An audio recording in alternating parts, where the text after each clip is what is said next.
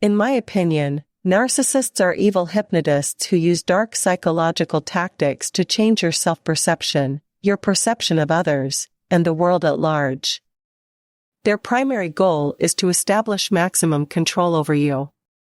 They achieve this by putting you in a deep psychological trance and continuously saying or doing things to brainwash you into believing that you are the problem. When a narcissist convinces you that you are overly sensitive, it doesn't just feel like a thought, it becomes your reality. This manipulation keeps you trapped and allows them to abuse you for an extended period. In today's video, we will discuss 7 ways you hand over your power to a narcissist. First, they give you a lot of silence. In the world of narcissistic abuse, we call this the silent treatment. I personally call it psychological triangulation because they truly choke you through their absence. When you don't do things the way they want, when you take a stand against them, or try to establish a boundary, they will give you the silent treatment. They know that by withdrawing, they can break your will and cause massive psychological injury, triggering the worst coping mechanisms or trauma responses, one of which is fawning. You won't be able to tolerate their absence for long, and they know you will come back more compliant. Why is this an evil psychological tactic? As humans, we have evolved to thrive through connection. Isolation causes us to wither away. Healthy dependency is necessary, but narcissists take advantage of this.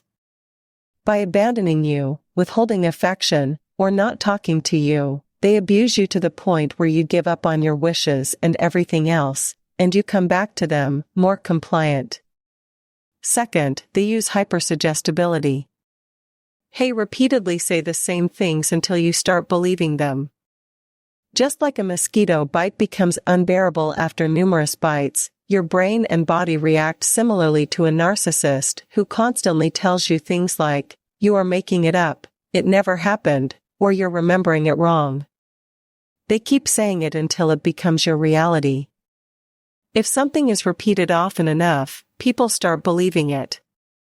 Narcissists bypass your critical factor through abuse, making you more vulnerable to what they say about you. Third, they use honesty to build rapport. In the beginning, narcissists know your defenses are up.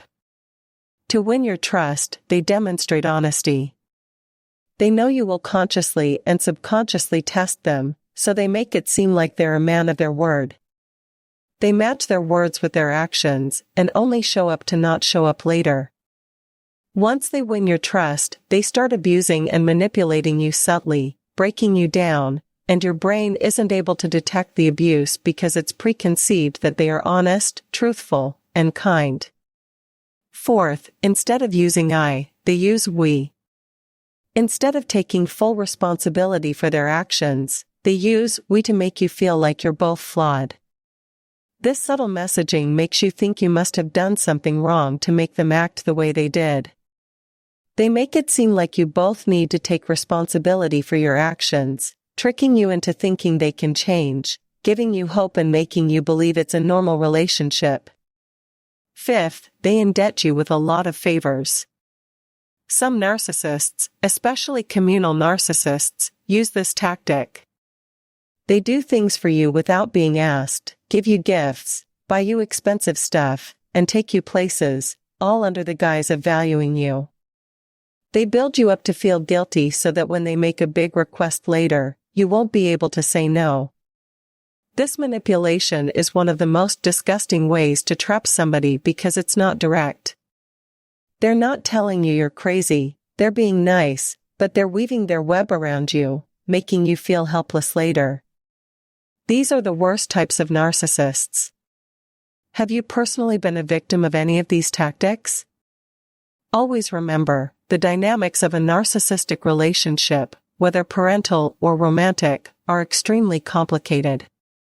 If someone asks you questions like, "Why did you put up with that?" or "Why didn't you leave earlier?" they deserve to be cut off. Instead of blaming the victim, we should be putting a stop to this behavior.